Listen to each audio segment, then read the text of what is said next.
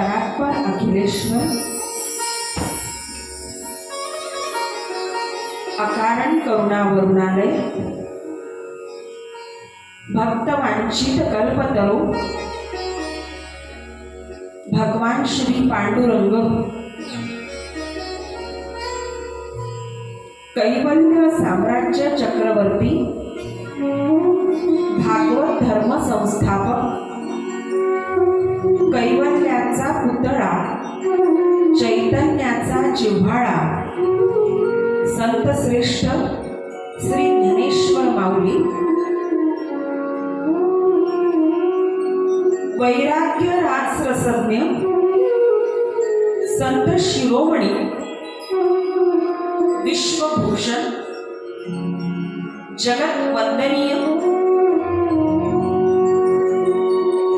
श्रीमंत संत श्री तुकाराम महाराज मानवतेचे महान पुजारी ब्रह्मणी वंदनीय राष्ट्रसंत श्री तुकडोजी महाराज निष्काम कर्मयोगी वैराग्य मूर्ती गाडगे बाबा सद्गुरु माऊली संत श्री गजानन महाराज परम श्रद्धेय परम पूजनीय सद्गुरु माऊली संत श्री अमरदास बाबा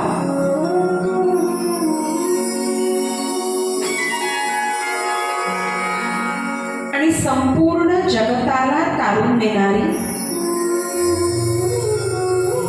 जगताची जननी आदि माया शक्ती राजराजेश्वरी प्राणेश्वरी ब्रह्मांड नायिका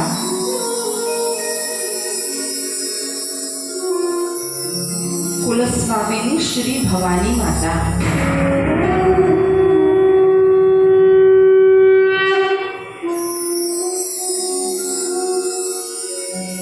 आयोजित श्रीमद् भागवत कथा ध्यान यज्ञ श्रवणाकरिता उपस्थित मातृतुल्य पितृतुल्य भाग्यवंत श्रोते मंडळी, आपण सर्वच जण एकाच प्रभू परमेश्वराची अंश आहोत असे समजून सर्वप्रथम आपणा सर्वांच्या चरणी आदरपूर्वक नमस्कार करते आणि वाणीला आरंभ करते.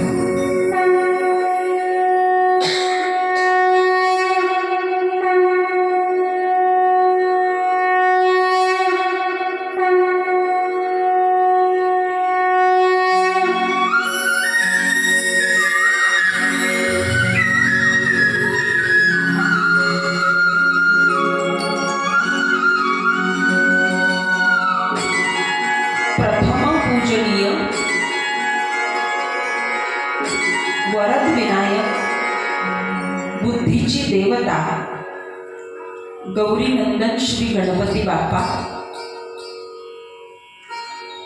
चित सार सिंधू परम मंगलमय भगवान श्री कृष्ण शक्तीची महाराणी श्री राधाराणी सरकार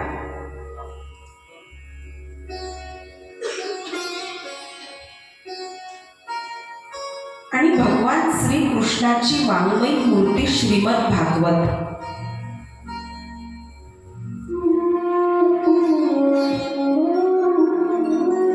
मंडळी,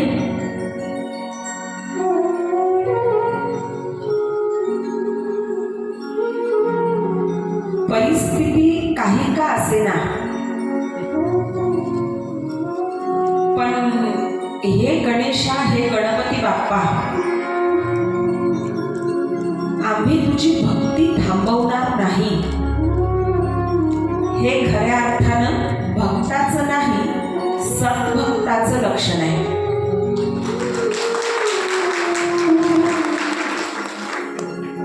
भक्त म्हणजे पहिली पायरी. भक्त म्हणजे पहिली पायरी. म्हणजे जोपर्यंत आपण भक्त असतो ना तोपर्यंत देवाकडे देणारा या दृष्टिकोनातून पाहत असतो. म्हणजे आपल्यावर संकट आलं का मग आपण देवाचा धावा करावा. एखादी इच्छा अपूर्ण आहे खूप दिवसापासून, ती पूर्ण व्हावी म्हणून देवाचा धावा करावा. वास्तविक देव या शब्दाचा जन्मच त्या भावनेतून झालाय. म्हणजे व्याकरणाच्या दृष्टिकोनातून जर पाहिलं ना तर देव म्हणजे देणारा आणि देणारा म्हणजे दाता आणि दाता या शब्दापासून सोमर्मक देव असा शब्दकोशामध्ये आलेला आहे. मुळात देव या संकल्पनेच्या मागे भावना तीच आहे. देणारा तो दाता आणि दाता म्हणजे देव. पण आज खऱ्या अर्थानं श्री गणपती बाप्पांसमोर आपण हे सिद्ध केलं की आम्ही तुझे भक्त नाही, आम्ही तुझे सद्भक्त आहोत.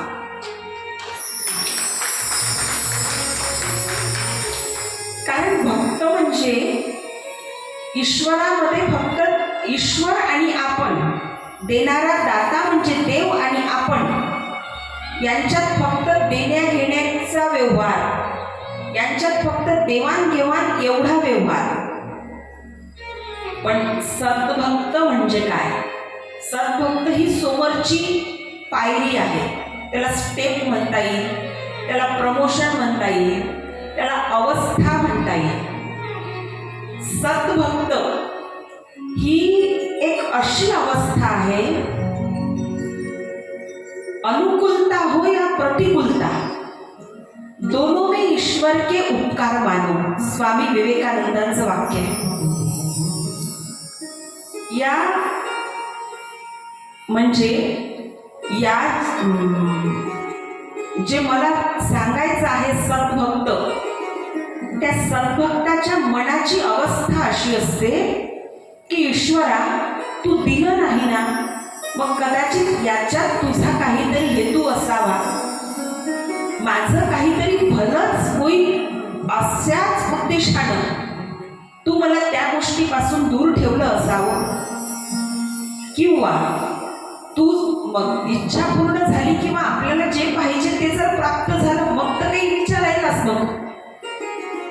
परिस्थिती अनुकूल असू दे, परिस्थिती प्रतिकूल असू दे, दोन्हीही परिस्थितीमध्ये ईश्वराचे उपकार मानणे ही सद्भक्ताची अवस्था आहे मंडळी. सद्भक्त ही सद्भक्ताची अवस्था आहे. परिस्थिती कशी का असेना, गणपती बाप्पा अपघात तर झाला, देवा माय बाप्पा पांडुरंगा ऍक्सिडेंट तर झाला, पण निभवलं तुझ्या कृपेनं थोडक्यात. हा, नाही तर मग आता ऍक्सिडेंट झाला, मग आता दवाखान्यात, मग ऑपरेशनला एवढा खर्च, देवा आता मी तुझं तोंडच पाहणार नाही. हा, इथपर्यंत भक्त. हा देवा आता मी तुझं तोंडच पाहणार नाही, तू माझा कोणी नाही. हा, इथपर्यंत भक्त. पण देवा बरं झालं, नाहीतरी सगळेजण म्हणत होते केवढी धावधाव, केवढी धावधाव, बरं झालं या तरी निमित्तानं 2 महिने का होईना बेडवर बसून काढता आले. हा, हातात माळ घेऊन काढता आले. परिस्थिती अनुकूल हो या प्रतिकूल, दोनों में ईश्वर का उपकार मानो. ठेविले अनंते तैसेची राहावे, चित्ती असू द्यावे समाधान.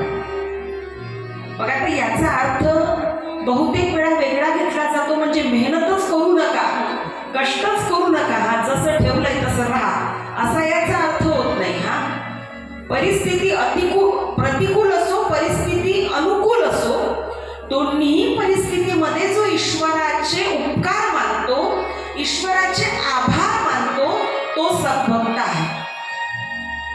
आणि या सद्भक्ताची अवस्था श्रीमद भागवतामधून प्राप्त करून घ्यायची आहे. या श्रीमद भागवताच्या कथेमधून ती अवस्था आपल्याला प्राप्त होत असते. श्रीमद भागवताच्या कथेमधून माझं तर सांगणं असेल की सद्भक्त कसं बनता येईल यासाठी श्रीमद भागवत गुरुकिल्ली आहे. गुरुकिल्ली, हा, गुरूंनी दिलेली किल्ली. वास्तविक ती गुरु किल्ली ज्या वयात हातात येते त्या वयात गुरुचा आणि आपला काही संबंध नसतो, पण त्या शब्दाचा उपयोग वय मोठं झाल्यावर होतं महाराज. ही गुरु किल्ली आहे. श्रीमद भागवत म्हणजे गाईड आहे, गाईड. कारण लीला पुरुषोत्तम भगवान श्रीकृष्णाचं चरित्र आणि लीला पुरुषोत्तम भगवान श्रीकृष्णाचं चरित्र आपल्याला सद्भक्तापर्यंत नेऊन पोहोचवते. कारण निव्वळ भगवान श्रीकृष्णाचं चरित्र नाही आलंय, भगवंताच्या भक्ताचंही चरित्र आलंय महाराज. आणि एक सांगू का, भगवंताचं चरित्र हे भक्ताच्या चरित्राशिवाय पूर्णच होत नाही. भगवंताचं चरित्र जर मांडायचं आहे तर भक्ताचं चरित्र मांडावंच लागतं. विठ्ठल नामाची ताकद जर ऐकायची आहे तर जनाबाईचं चरित्र मांडावंच लागेल की. तिच्या शेणाच्या गोऱ्यांमधून विठ्ठल विठ्ठल आवाज ऐकायला येत होता हे सांगावं लागेल की. मरणानंतर संतश्री चोखामेळा त्यांच्या हाडामधून विठ्ठल विठ्ठल आवाज ऐकायला येत होता हे सांगावं लागेल की. श्री गणपती बाप्पा यांचं जर पूर्ण नाव घ्यायचं झालं, श्री गणपती बाप्पा मोरया. आणि या संपूर्ण नावाची व्याख्या जर सांगायची आहे तो मोरया गोसावींचं चरित्र सांगावंच लागेल की नाही. कारण त्यांचाच हट्ट होता ना. काय पाहिजे असं मागितल्यानंतर ते म्हटले माझं नावच तुम्ही लावून घ्या. तेव्हापासून गणपती बाप्पा मोरया. तेव्हापासून शेगावच्या गजानन महाराजांचे तसंच आहे. अत्यंत बालवयातला एक मुलगा, त्याला व्याधी जडली, जर्जर रोगानं तो पीडित झाला. प्रत्यक्ष गजानन महाराज त्याच्या सोबत असतानाही त्याला वाचवू शकले नाही. तो म्हटला ठीक आहे मी मरायला तयार आहे, पण मला एक द्या. तोपर्यंत समर्थ म्हणायचे गजानन महाराजांना शेगावातले लोक. स्वामी म्हणायचे, बुवा म्हणायचे, महाराज म्हणायचे. म्हणे एक काम करता का समर्थ, मी तर जाणारच आहे ना, मग एक काम करा, माझं नाव तुम्ही धारण करा.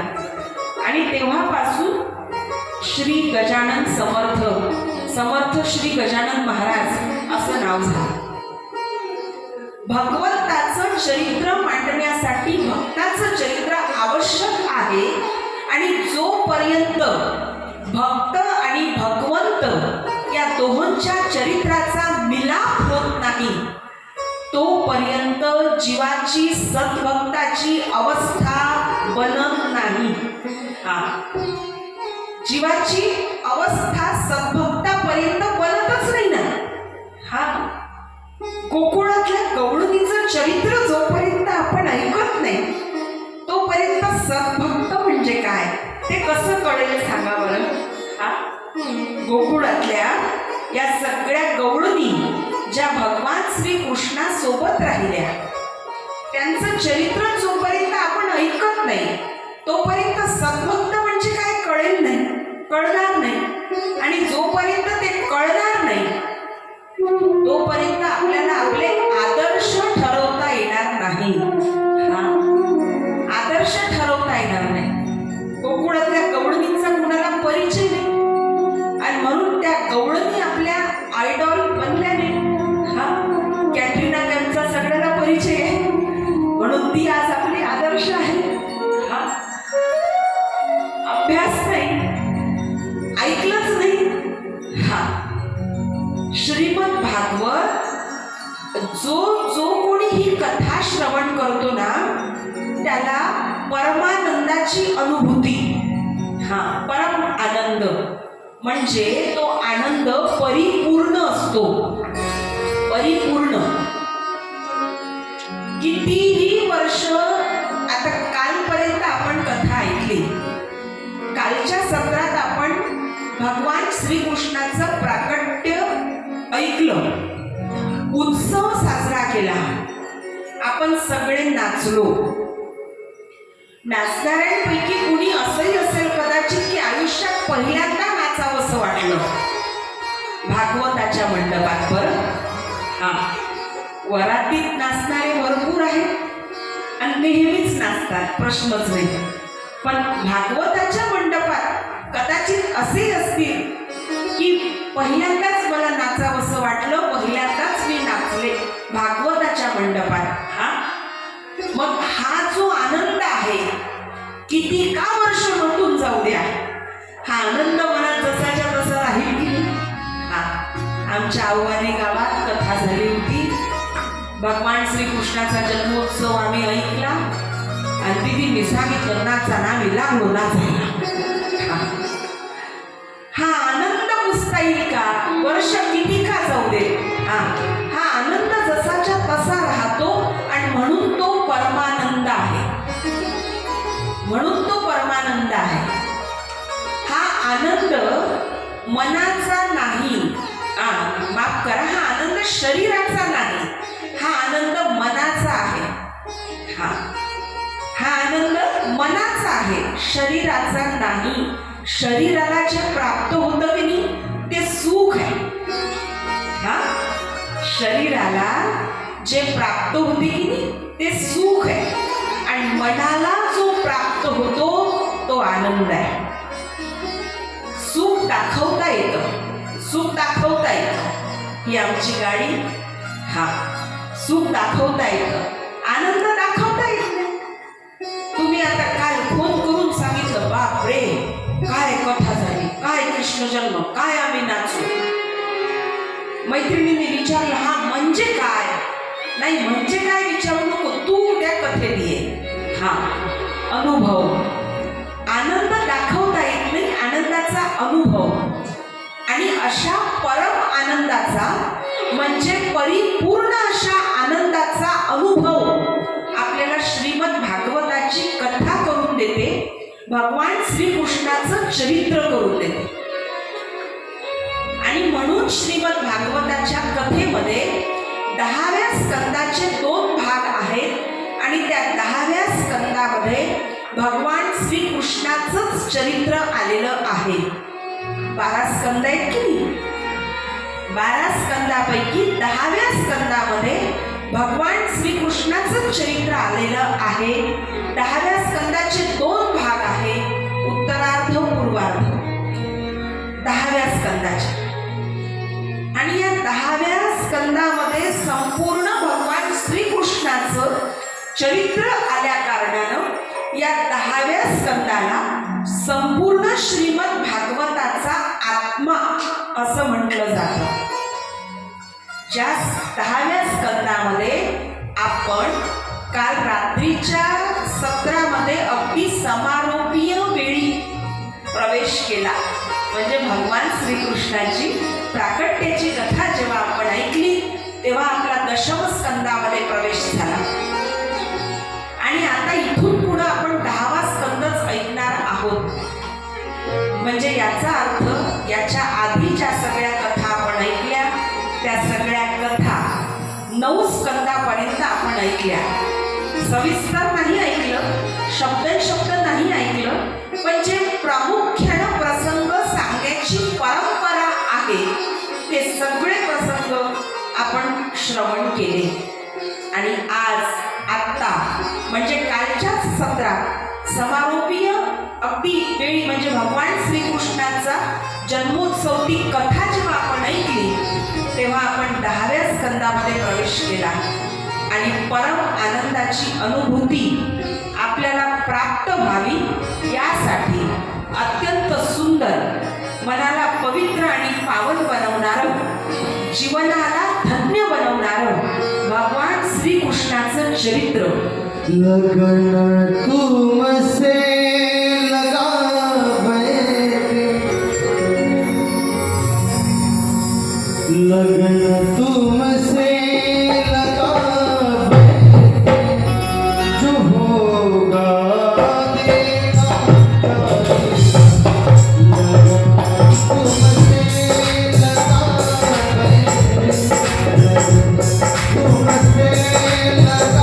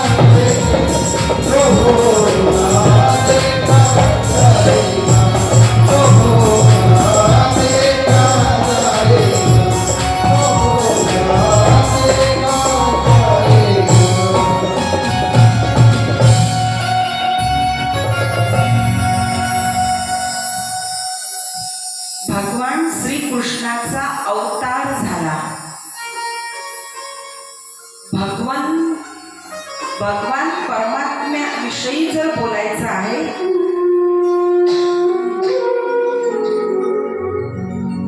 तर अवतार झाला असं आपण म्हणतो. देवाचा जन्म होत नसतो, देवाचा अवतार होत असतो. जो अवतार घेतो तो भगवंत आणि जो जन्माला येतो तो माणूस. विशेष उद्दिष्ट घेऊन जो प्रकट होतो त्याला अवतार म्हणायचं. पुन्हा एकदा सांगते, विशेष उद्देश घेऊन जो प्रकट होतो त्याला अवतार म्हणायचं. आणि जन्म झाल्यावर उद्देश शोधतो त्याला माणूस म्हणायचं. जन्म झाल्यावर उद्देश शोधतो तो माणूस. अवतार या विषयावर बोलायचं झाल्यास भगवान परमात्म्याचे 24 अवताराचं वर्णन या ग्रंथामध्ये आलेलं आहे. श्रीमद भागवताच्या पैकी 23 अवतार आणि 23वा भगवान श्रीकृष्णाचा. मग बऱ्याच ग्रंथात बुद्ध अवतार वगैरे सांगितलेला आहे. 24वा तो होणार आहे कलियुगाच्या अंत समय. 4,32,000 वर्ष कलियुगाचे संपूर्ण झाल्यावर विष्णुयश ब्राह्मणाचे घरी शांबल नावाचे गावात हा अवतार होणार आहे.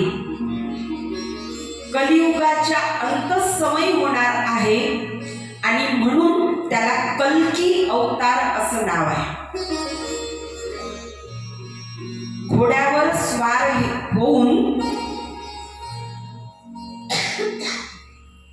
दोन्ही हातात शस्त्र घेऊन, कारण त्यावेळी एवढा वेळच नसेल की बाल क्रीडा करायची, जन्म घ्यायचा, मग राक्षसांना शोधायचं, मग राक्षसांना मारायचं. एवढा वेळच नसेल. एकही अधिकारी माता नसेल, एकही अधिकारी पिता नसेल. आणि म्हणून थेट घोड्यावर स्वार होऊन दोन्ही हातात शस्त्र घेऊन, म्हणजे किती पाप वाढलेलं असेल विचार करू शकतो आपण. 4,32,000 वर्ष आयु मर्यादा आहे कलियुगाची. जेमतेम 5,500 वर्ष पूर्ण झाले. हा, जेमतेम 5,500 वर्ष पूर्ण झाले म्हणजे कलियुग अजूनही पाळण्यातच आहे. तो अजून मोठा सुद्धा झाला नाही, तो अजून तरुण सुद्धा झाला नाही, किशोर सुद्धा झाला नाही. हा, आणि तो जेमतेम पाळण्यात एक श्रोते हो, तर त्याची एवढी लीला. हा, आणि म्हणून तो 24वा अवतार घोड्यावर स्वार होऊन दोन्ही हातात शस्त्र घेऊन, कारण तेवढा वेळच राहणार नाही. पण त्याच्या आधी जे ईश्वराचे भगवान परमात्म्याचे अवतार झाले ते अवतार म्हणजे काही अंश अवतार आणि काही पूर्ण अवतार. आता अंश अवतार म्हणजे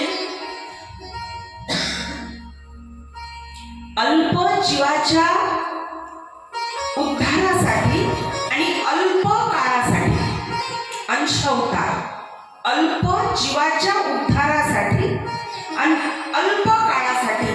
म्हणजे नृसिंह अवतार घेतला, हा, आणि नृसिंह अवतार घेतला, हिरण्यकश्यपूचा वध केला आणि आटोपलं. हा, तेवढ्या पुरताच. ध्रुव 5 महिने 6 महिने तप केलं. हरी अवतारात ध्रुवाच्या समोर प्रकट झाले, त्याला अढळपद देऊन टाकलं, तथास्तु, आणि हे मोकळे. तेवढ्या पुरता अवतार. हा, तेवढ्या पुरतच त्याला अंश अवतार. आणि आता पूर्ण अवतार. पूर्ण अवतार पूर्ण अवतार भगवान श्री रामचंद्र मर्यादा पुरुषोत्तम पूर्ण अवतार. आणि त्याच्याही पलीकडे जाऊन ज्या बाबाचं चरित्र आपण ऐकणार आहोत त्या बासरीवाल्या बाबाचा अवतार म्हणजे परिपूर्ण अवतार.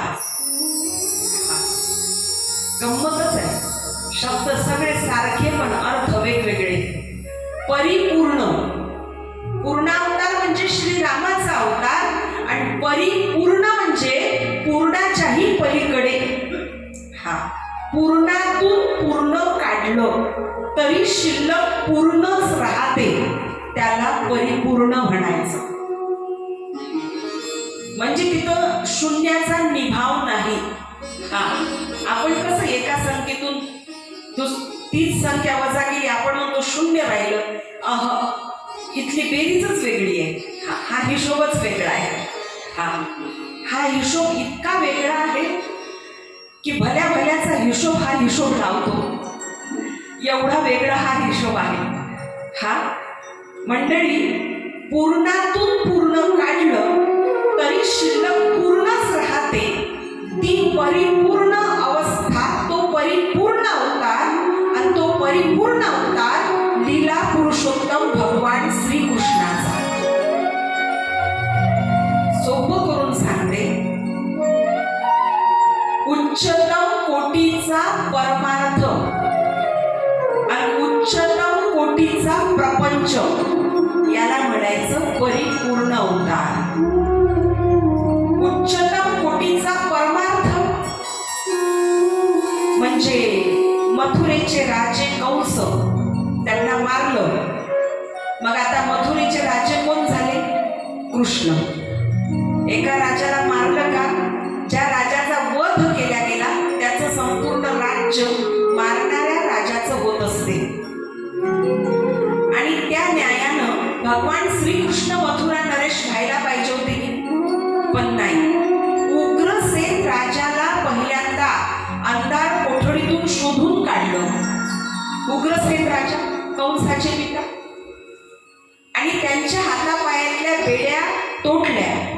कंसाच्या वधानंतर त्यांना राजमुकुट घालून दिला आणि मग त्यांना विचारलं, मथुरा नरेश, नरेश म्हणजे राजा, मथुरा नरेश श्री उग्रसेन, मी आपणास विनंती करतो किंबहुना मी आपणास आज्ञा मागतो, मी माझ्या माता पित्याला भेटू शकतो का? उच्चतम कोटीचा परमार्थ. आणि आता महाराज उच्चतम कोटीचा प्रपंच. उच्चतम कोटीचा प्रपंच भगवान श्रीकृष्णाने असा प्रपंच केला जो माणसाला शक्यच नाही, नव्हे माणसाच्या बुद्ध्यांकाच्या पलीकडचा आहे. तुम्ही म्हणाल कसं काय?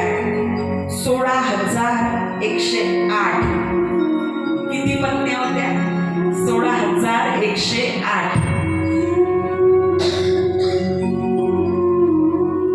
वर्णन येणार आहे समोर सविस्तर. आता संदर्भ एवढाच घ्या, म्हणजे त्या कशा झाल्या एवढ्या मोठा आकडा ते येणार आहे वर्णन सोबत. आता संदर्भ एवढाच घ्या की 16,108 राण्यांसोबत प्रपंच. साधी गोष्ट आहे. महाराज इथं राजाही एकच आणि राणी एकच, तरी राजाही प्रपंचाला कंटाळला, राणी प्रपंचाला कंटाळली. राणी म्हणते काही सांगू नका गोष्टी, मी होती म्हणून तुमचं निभलं. राणी म्हणते मी होती म्हणून तुमच्या हाताखाली राहिली. आणि राजा म्हणतो मी होतो म्हणून तुला टिकवलं. खरंय ना, तुझ्याशिवाय मला करमत नाही एकही क्षण. या वाक्यापासून सुरू झालेला सामान्य माणसाचा प्रपंच मला तुझ्या तोंडाकडे पाहायची बिलकुल इच्छा नाही या वाक्यापर्यंत येऊन ठेपला.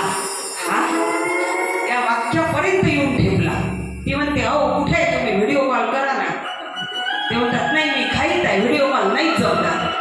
हा ते म्हणतात नाही नाही मला खाई आहे, व्हिडिओ कॉल जमणारच नाही, साध्या कॉलवर बोल आणि ठेव फोन पटकन. कारण त्यांना माहित आहे साधा कॉल जरी केला तरी प्रत्येक गोष्ट 2 वेळा सांगावं लागते. हा हॅलो हॅलो बोलतोय बोलतोय. तिकडून विचारते जेवण झालं, हा झालं झालं. हा अहो शेवटी ठेवतो फोन, हा ठेव ठेव हे सुद्धा 2 वेळा सांगावं लागतं. हा आणि मग याच्या पलीकडे जाऊन भगवान श्रीकृष्णाने 16,108 राण्यांसोबत प्रपंच केला. एकदा महामुनेश्वर श्री नारदजींच्या मनात शंका आली, जशी आत्ता आपल्या मनात आली. खरं असं काय ते? हा असं कुठं असतं का? हा मुनेश्वर नारद जी के मन में संदेह उत्पन्न हुआ और नारद जी ने सोचा चलो द्वारिका में जाकर मैं देख ही लेता हूं. नारद जी ने द्वारिका में प्रवेश किया. द्वारिका विश्वकर्मा जी के द्वारा बनाई गई बहुत सुंदर नगरी थी, जी ऐश्वर्यानं नटनटलेली होती.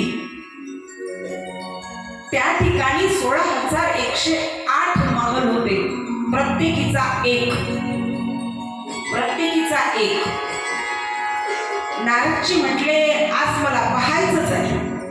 हा आज मला पाहायचंच आहे.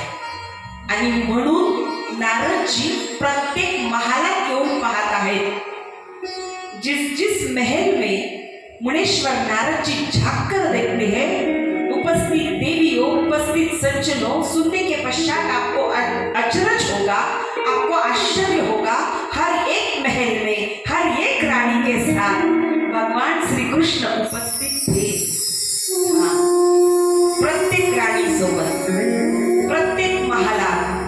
कौन से महल में दंत धावन कर रहे थे, कौन से महल में हस्त प्रक्षालन कर रहे थे, कौन से महल में दुग्ध पान कर रहे थे, तो कौन से महल में रानी चावल लेकर उनको हवा दे रही थी. कुठं फळ खात आहे, कुठं विश्रांती करत आहे. माता रुक्मिणी सोबत राजपटाची चर्चा चालली, तर सत्यभामे सोबत तिच्या सौंदर्याची चर्चा चालली. जामवंती सोबत चर्चा चालली आहे. सगळ्या महालात एकही महाल असा नाही ज्या महालात भगवान श्रीकृष्ण नाही. आणि म्हणून उच्चतम कोटीचा प्रपंच आणि उच्चतम कोटीचा परमार्थ म्हणून कृष्ण वंदे जगद्गुरु. सगळ्यात पहिले या विश्वाच्या पाठीवरील जगद्गुरु कोणते? भगवान श्रीकृष्ण. त्याच्यानंतर 22 ते 25 वर्ष जीवन जगणारे आणि वेदांतील अत्यंत कठीण ज्ञानाचा प्रचार आणि प्रसार करणारे आदि गुरु शंकराचार्य हे दुसरे जगद्गुरु. आणि तिसरे जगद्गुरु श्रीमंत संत श्री तुकाराम महाराज. यांनी सुद्धा काय केलं? उच्चतम कोटीचा प्रपंच केला आणि उच्चतम कोटीचा परमार्थ केला. तुकाराम महाराजांनी वडील मरण पावले, सगळी जहागीरदारी म्हणे आपण बुडवून टाकू. कान्होबा लहान भावाला सांगितलं, सगळी जहागीरदारी बुडवली महाराज. 7 बैलगाड्या, वही खातं भरलं. किती? 7 बैलगाड्या. पिशवीत भरून नाही नेलं वही खातं बुडवायला. 7 बैलगाड्या वही खातं भरलं. सगळंच्या सगळं इंद्रायणी बुडवलं आणि 18 विश्व दारिद्र्य स्वीकारलं. शब्द नीट ऐका बरं. मूळ शब्द 18-20 आहे. मूळ शब्द 18-20. ते बोलता बोलता काय झालं, 4-2 वर्ग शिकणाऱ्या माणसाला असं वाटलं ते 20 म्हणजे काय, त्यानं विश्व लावलं. पण विश्वाचा इथं काही संबंध नाही. 18 गुणिला 20 किती होते? गणिताचे उत्तर तुम्हीच देत जा, माझं गणित कच्चं आहे. गणित पक्क असतं मग गणिताचे प्रोफेसर नाही का झाले असते. 18 गुणिला 20 किती होते? 360 म्हणजे एका वर्षाचे दिवस, ते संपूर्ण वर्षभर गरिबी.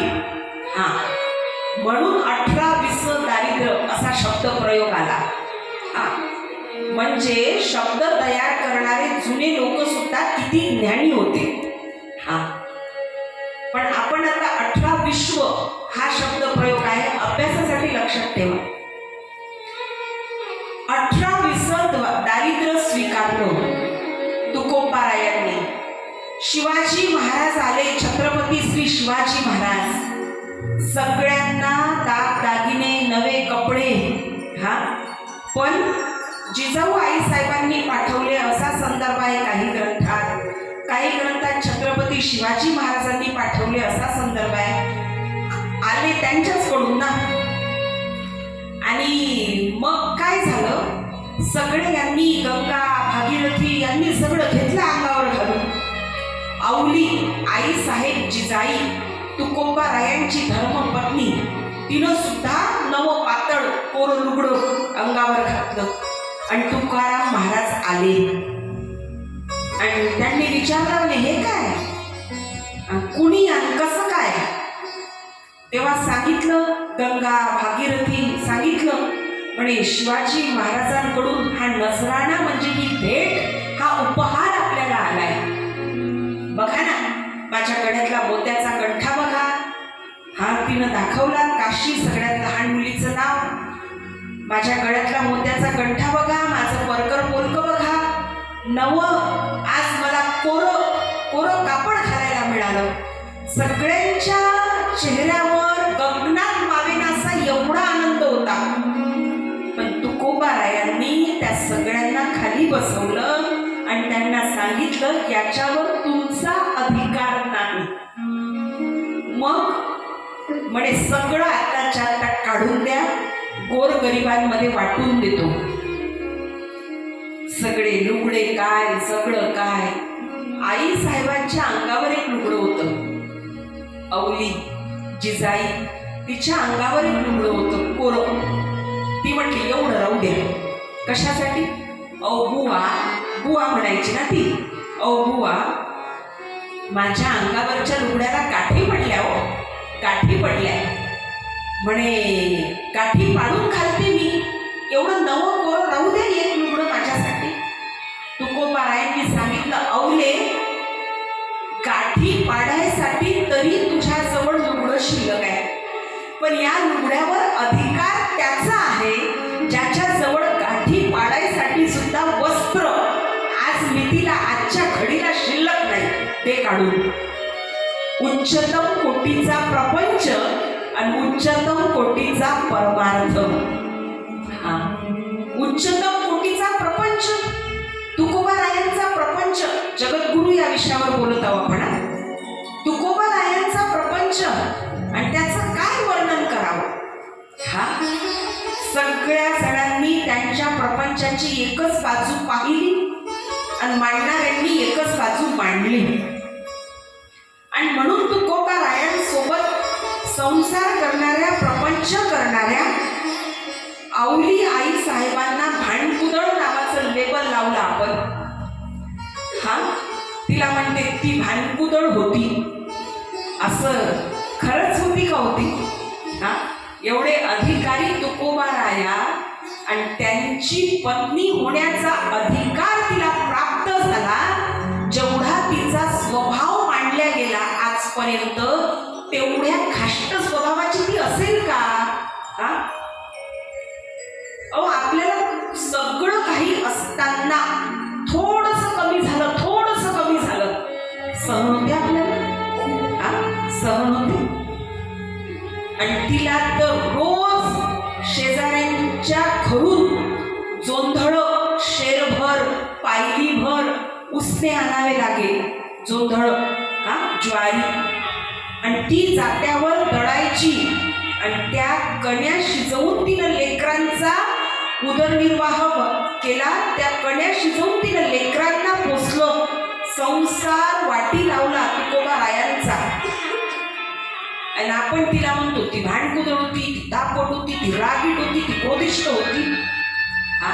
तिला काय क्रोधिष्ट म्हणता राव? तिला काय भांडकुदळ म्हणता?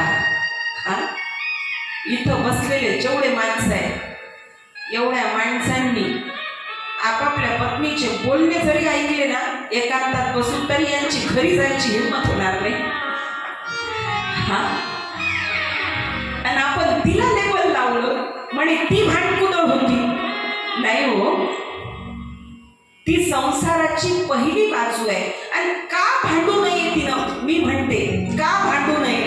हा, ते रोज बुवा उठले का चालले विना घेऊन, उठले का चालले विना घेऊन, 4 दिवस दिसायचे नाही डोळ्याला.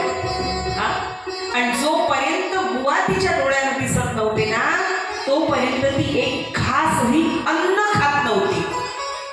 किती तपस्वी असेल? हा, काय तिची साधना असेल? आणि जरी ती त्या काळ्या पांडुरंगाचा राग करत होती तरी तिच्या मुखात 24 तास रागानं का होईना पांडुरंगाचंच नाव होतं. आणि म्हणून पांडुरंगानं तिचा पाय आपल्या मांडीवर घेतला.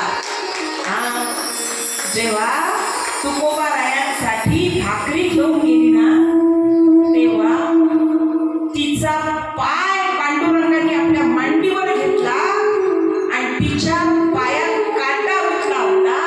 प्रत्यक्ष परब्रह्म कांटा काढायला आले. हा, काय अधिकार असेल? पाय मांडीवर घेऊन बसले. हा, प्रत्यक्ष परब्रह्माने कांटा काढला. आणि जेव्हा तिनं विचारलं काय रे तुझं नाव काय, त्यानं सांगितलं विठ्ठल. मग मात्र त्याच्या माग दगड घेऊन धावली. इथंही आलास तू काळ्या कुंड विठ्ठला, इथंही आलास? अरे जेवढा वरून काळा आहे ना तेवढा आतून काळा आहे. हा, याला सुद्धा अधिकार लागतो की नाही? हे म्हणायला सुद्धा अधिकार लागतो की नाही? हा, उच्चतम कोटीचा प्रपंच आणि उच्चतम कोटीचा परमार्थ म्हणून जगद्गुरु संत श्री तुकाराम महाराज परिपूर्ण अवतार भगवान श्रीकृष्णाचा. आणि म्हणून श्रीकृष्ण जगद्गुरु उच्चतम कोटीचा प्रपंच, उच्चतम कोटीचा परमार्थ. आणि म्हणून श्रीमंत संत वारकरी संप्रदायाचे उर्ध्वयू श्री तुकाराम महाराज सुद्धा जगद्गुरु. हा, 3च जगद्गुरु. आणि मग शंकराचार्यजींच्या द्वारे ज्या 4 पीठाची स्थापना झाली ना त्यात मग शृंगेरी मठ वगैरे येतो. आणि त्या मठाधिपतींना जगद्गुरु, बस एवढंच. हा, ते एवढं सोपं नाही ना, कोणी उठावं, कोणी आपल्या नावामागं लावून घ्यावं. हा, परिपूर्ण अवतार भगवान श्रीकृष्णाचा. आणि परिपूर्ण अवतार असणाऱ्या भगवान श्रीकृष्णाचं चरित्र श्रवण केल्यानंतरच जीवनामध्ये पूर्णता प्राप्त होते. जीवनामध्ये पूर्णता प्राप्त होते. हा, जीवनामध्ये पूर्णता प्राप्त करायची आहे. मग सगळ्याच गोष्टी ना, सगळ्याच गोष्टी म्हणजे धन द्रव्य आपलं उत्पन्न, पूजा पाठाच्या व्यवहारात जर बोलाल तर जप तप साधना समाधी पर्यंतच आपलं पोहोचणं, सगळ्याच बाबतीत पूर्णता प्राप्त होते. कारण परिपूर्ण अवतार असणाऱ्या भगवान श्रीकृष्णाचं चरित्र आणि अशा या सुंदर भगवंतानी सुंदर चरित्र इथं सुंदर चरित्रासहित इथं प्रकट झाले असं म्हटलं तरी अतिशयोक्ती होणार नाही. कंस बाबा, कंस मामा ज्यांच्या कारागृहामध्ये श्रीकृष्ण प्रकट झाले. हा, कंस मामा कारागृहामध्ये पहारेकरी गाढ झोपले. पहारेकरी गाढ झोपले. या पहारेकऱ्यांच्या झोपण्यावरही बोलणार आपण, पण विषय आल्यावर. गाढ झोपी गेले पहारेकरी. आणि मंडळी, जशी ती योगवती दिव्य कन्या या कारागृहामध्ये वसुदेवजींनी आपल्या डोक्यावर आणली म्हणजे तेजोयमान नीलमणी अर्थात वसुदेव आणि देवकीचा 8वा पुत्र, त्याला यमुना नदी पार करून गोकुळ या गावामध्ये, या गावचे मुखिया नंद बाबा आणि आई यशोदा यांच्या वाड्यात नेऊन पोहोचवलं. यशोदा आईनं ज्या दिव्य कन्येला जन्म दिला होता तिला परत घेऊन कारागृहामध्ये आले. जेव्हा त्या तेजोयमान नीलमणीला डोक्यावर घेतलं, जेव्हा साक्षात परब्रह्माला डोक्यावर घेतलं, पूर्ण बेड्यांमधून मुक्त झाले, हातापायातल्या बेड्या गळून पडल्या. आणि आता त्या योगवती दिव्य कन्येला जेव्हा आणलं तेव्हा आपोआप बेड्यांमध्ये बंदिस्त झाले. प्रसंग लहान आहे पण खूप मोठी शिकवण आपल्याला देऊन जातो. जेव्हा मायेला डोक्यावर बसवाल तेव्हा बेड्यांमध्ये बंदिस्त व्हाल, आणि जेव्हा परब्रह्माला डोक्यावर घ्याल तेव्हा कुठल्याच प्रकारची बेडी नाही. कुठल्याच प्रकारची नाही. ज्याच्या डोक्यावर देव आहे, ज्यानं डोक्यावर परब्रह्माला बसवलं, मग त्याला कुठल्याच प्रकारचं बंधन नाही, कुठल्याच प्रकारची बेडी नाही. वाक्याचा शब्दशः अर्थ घेऊ नका, नाही तर मग उद्या म्हणाल माझ्या डोक्यावर देव आहे, चालले मी नगरला. असं होता कामा नये. शब्दशः अर्थ घेऊ नका. क्रोध, मोह, माया, द्वेष, मत्सर ही जी बेडी आहे ना, संसार रूपी बंधन, वाटतं तर खरी नाचाव, पण काय करावं, मी एकटीच जर उठले तर मग काय म्हणून लोक मला. मग वाटतं तर खूप आहे, इकडे भजन सुरू झालं असं वाटते नाचावंच, पण नाही, मग मी जर उठले नाचायला मग कोणी काय म्हणा, कोणी काय म्हणा, कोणी काय म्हणा. आयुष्य अर्ध्यापेक्षा जास्त हाच विचार करण्यात चाललं. 4 लोक काय म्हणतील, 4 लोक काय म्हणतील, 4 लोक काय म्हणतील. आम्ही एवढे गावं फिरलो, हे म्हणणारे 4 लोक कोण्याच गावात सापडले नाही. हे म्हणणारे 4 लोक आजपर्यंत नाही सापडले कोण्याच गावात.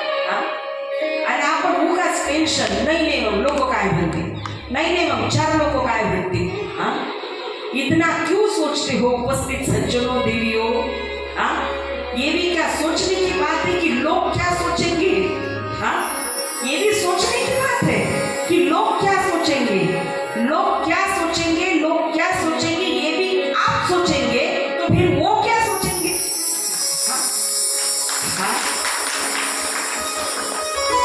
डोक्यावर परब्रह्म आहे ना, मग आपण बंधनातून मुक्त आहोत.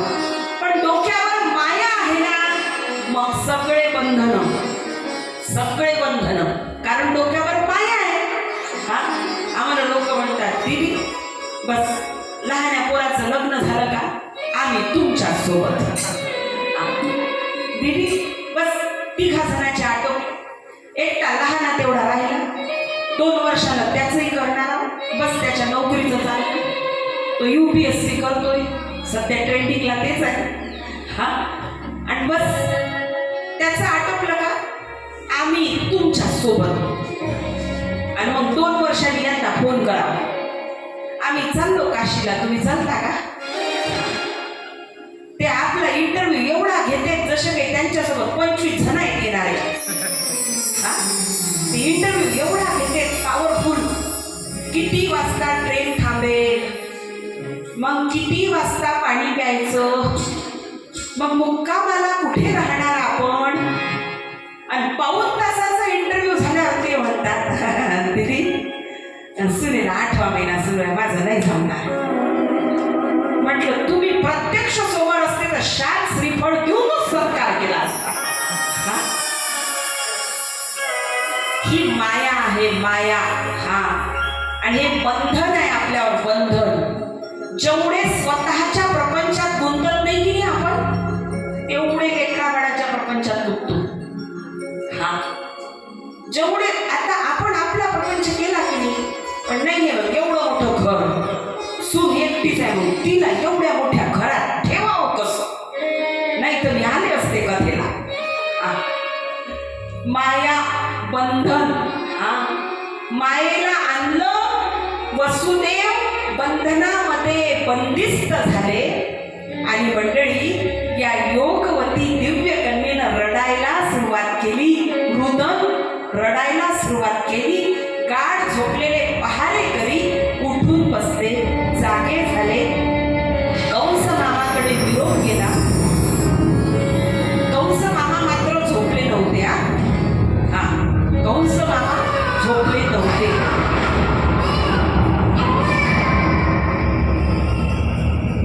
कंस मामा जागेच होते.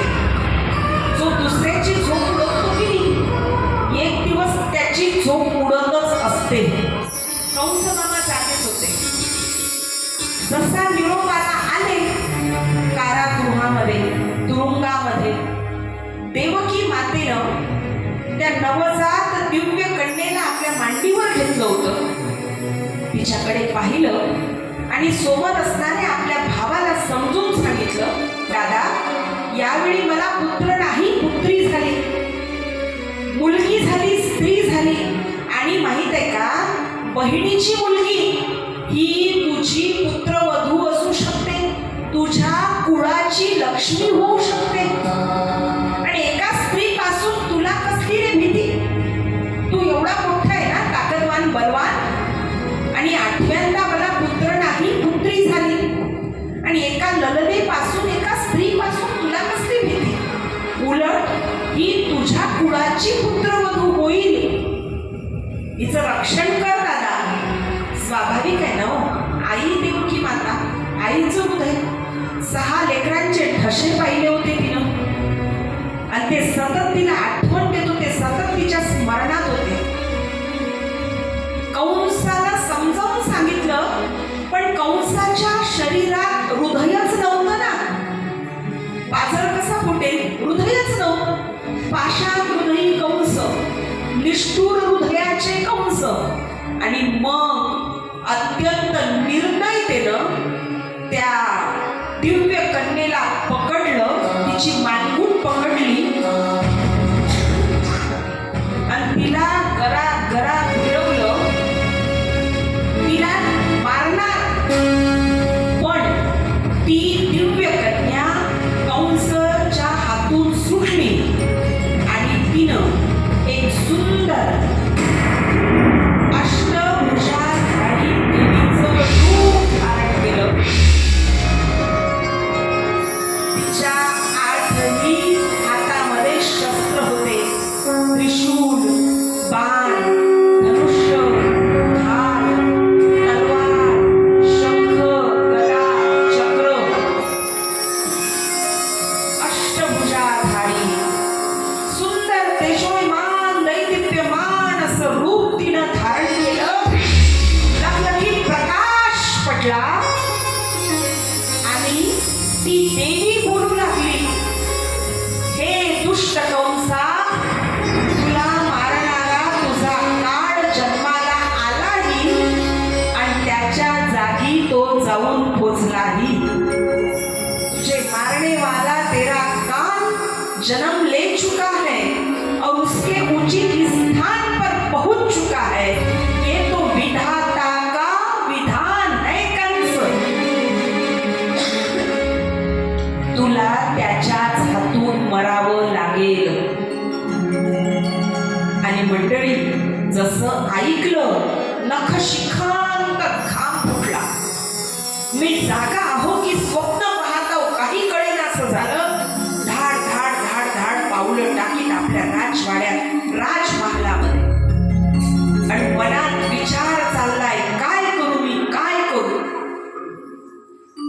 प्रसंग मोठा सुंदर आहे. कारागृहामध्ये म्हणजे मथुरेत देव प्रकट झाले, भगवंत प्रकट झाले कारागृहामध्ये. आणि तिथून भगवंत गेले गोकुळात. आता देव मथुरेत नाही म्हणून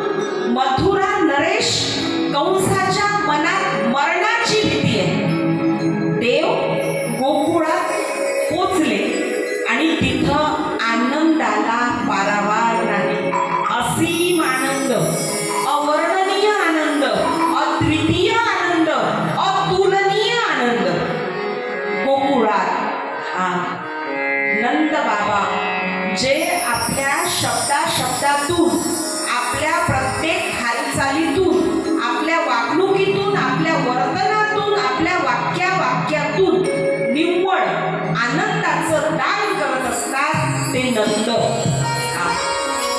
आणि यशोदा, यश ददाती किती यशोदा, म्हणजे जिच्या असल्यानं यशाची प्राप्ती होते ती यशोदा. नंद बाबा आणि आई यशोदा या दोन अधिकारी व्यक्तिमत्वाची माता पिता म्हणून निवड केली. स्वतः परब्रह्मणी तिथूनच झाली होती ना अपॉइंटमेंट. आणि मग देव गोकुळात जाऊन पोचले. मला सांगायचं हे आहे, मथुरेमध्ये देव नाही म्हणून मथुरेचा राजा कंस त्याच्या मनात मरणाची भीती आहे, आणि देव गोकुळात आले म्हणून तिथं अवर्णनीय आनंद, तिथं आनंदाला उत्थान आलंय. आणि सगळे जण